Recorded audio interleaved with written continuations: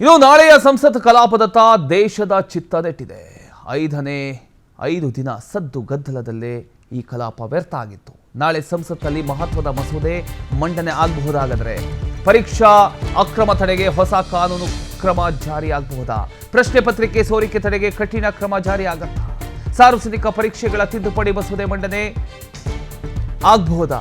ಲೋಕಸಭೆಯಲ್ಲಿ ಸಚಿವ ಡಾಕ್ಟರ್ ಜಿತೇಂದ್ರ ಸಿಂಗ್ ಮಂಡನೆ ಮಾಡ್ತಾರಾ? ವಿದ್ಯಾರ್ಥಿಗಳ ಭವಿಷ್ಯ ರಕ್ಷಣೆಗೆ ಕೇಂದ್ರದ ಒಂದು ದಿಟ್ಟ ಹೆಜ್ಜೆ. 2026ರ ನೂತನ ಮಸೂದೆ ಜಾರಿಗೆ ಕೇಂದ್ರ ಸರ್ಕಾರದಿಂದ ಎಲ್ಲಾ ರೀತಿಯ ಒಂದು ಸಿದ್ಧತೆಯನ್ನ ಮಾಡಿಕೊಳ್ಳಲಾಗಿದೆ ಅನ್ನುವಂಥ ವಿಚಾರ ಕೂಡ ಈಗ ಕೇಳ ಬರ್ತಾ ಇದೆ. ಒಟ್ಟಿನಲ್ಲಿ ಈಗ 5 ದಿನಗಳ ಕಾಲ ಈ ಒಂದು ಕಲಾಪ ವ್ಯರ್ಥ ಆಯ್ತು. ಯಾವುದೇ ರೀತಿಯ ಒಂದು ಪ್ರಯೋಜನ ಆಗಲಿಲ್ಲ.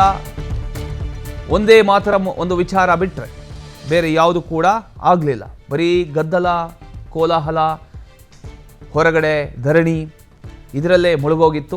ಈಗ ಸೋಮವಾರ ಫ್ರೆಶ್ ಆಗಿ ಬೆಳಗ್ಗೆ 11 ಗಂಟೆಗೆ ಶುರುವಾಗುವಂಥ ಒಂದು ಕಲಾಪ ಯಾವ ರೀತಿ ಇರ್ಬೋದು ಹಾಗಾದರೆ?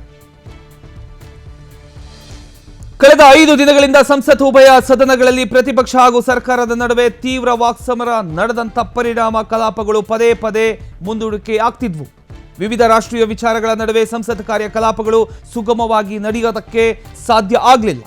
ಆದರೆ ನಾಳೆಯ ಒಂದು ಕಲಾಪದಲ್ಲಿ ಕೇಂದ್ರ ಸರ್ಕಾರದ ಮಹತ್ವದ ಸಾರ್ವಜನಿಕ ಪರೀಕ್ಷೆಗಳ ತಿದ್ದುಪಡಿ ಮಸೂದೆಯನ್ನ ಮಂಡಿಸೋದಕ್ಕೆ ಸಜ್ಜಾಗಿದೆ. ಲೋಕಸಭೆಯಲ್ಲಿ ಕೇಂದ್ರ ಸಚಿವ ಡಾಕ್ಟರ್ ಜಿತೇಂದ್ರ ಸಿಂಗ್ ಈ ಮಸೂದೆಯನ್ನ ಮಂಡಿಸಲಿದ್ದಾರೆ ಅನ್ನುವಂಥ ಮಾತುಗಳು ಕೇಳ ಬರ್ತಾ ಇದೆ.